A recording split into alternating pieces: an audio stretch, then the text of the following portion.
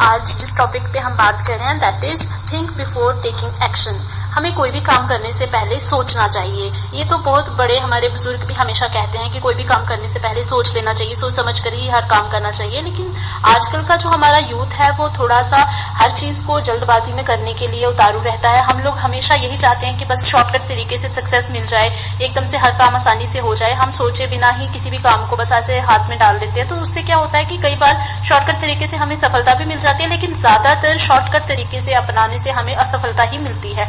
अगर हम कोई भी काम बिना सोचे समझे करेंगे तो हमें यकीनन उसमें कभी भी कामयाबी नहीं मिलेगी, या उतनी कामयाबी नहीं मिलेगी जितनी हम चाहते हैं। तो हर काम, चाहे वो आपका पढ़ाई लिखाई से रिलेटेड हो, आपकी जॉब के रिलेटेड हो, या आपके पर्सनल लाइफ की कोई भी डिसीजन हो, उनको पहले अच्छे से सोचना चाहिए। अगर आपको खुद समझ नहीं आ रहा है तो अपने घर में बड़े बुजुर्ग जो भी हैं, जिनसे भी आप सलाह मशवरा करते हैं, उनके साथ पहले डिस्कशन करना चाहिए, समझना चाहिए कि चीज को कैसे करना है। फॉर एग्जाम्पल आज अगर मैं बात करूं कि अगर हमें अपने फ्यूचर को चुनना है, जैसे अगर कोई बच्चा पास हो रहा है 10th क्लास से, अब उसको कौन सी स्ट्रीम में आगे जाना है, मेडिकल लेना है, नॉन मेडिकल लेना है, आर्ट्स लेना है, कॉमर्स लेना है, क्या चीज लेनी है, ये उस बच्चे को खुद सोचना चाहिए। हमें खुद पता होना चाहिए कि मेरे क्या इंटरेस्ट्स हैं, मेरी क्या स्किल्स हैं, मैं क्या कर सकता हूँ, क्या नहीं कर सकता हूँ। ऐसे देख दिखावे में आके हमें कोई भी चीज नहीं चुन लेनी चाहिए। हर एक बंदे को अपनी कैपेबिलिटीज के अकॉर्डिंग ही काम करना चाहिए। और सबसे पहले जरूरी है कि एक काम का पहले प्लान बनाया जाए कि मेरे को अगर कोई काम करना है मैं उसको कैसे करूं।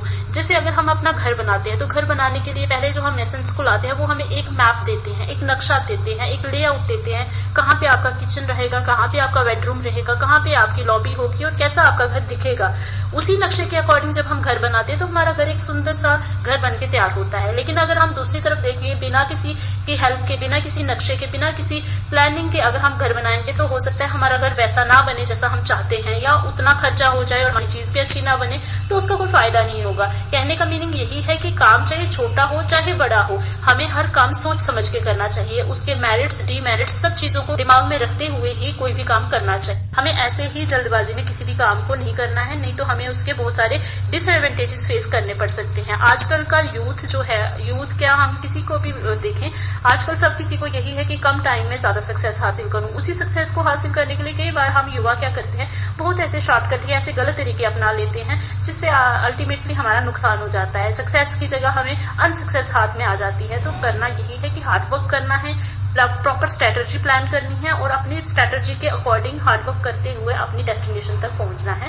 इसी के साथ मेरा यही मैसेज रहेगा कि कोई भी काम आप कीजिए, चाहे काम छोटा है चाहे बड़ा है, पहले अच्छे से सोच लीजिए, सोच के एक प्लान बनाइए। प्लान बनाने के बाद उस प्लान को कंसिस्टेंटली अगर आप अपनाओगे तो आप जरूर कामयाब हो जाओगे। माइंड को यूज करो, फिर अपने वर्ड्स बोलो, कोशिश करो कि जो आप कह रहे हो आप उससे कोई हर्ट ना हो, क्योंकि हमारे वर्ड्स जो होते हैं बहुत वैल्यूएबल हो। इसीलिए कभी भी आप किसी से क्या बात कर रहे हो, क्या कहना चाहते हो, अगर आप वो सोचते हैं और फिर कहते हैं तो इससे अच्छी चीज कुछ नहीं होती। और वैसे भी हम ह्यूमन बीइंग, हम में और एनिमल्स में सिर्फ यही डिफरेंस है कि वो नहीं सोच सकते और हम सोच सकते हैं। और अगर हम अपनी सोच का फायदा नहीं उठाएंगे तो फिर माइंड का कोई यूज ही नहीं हुआ ना।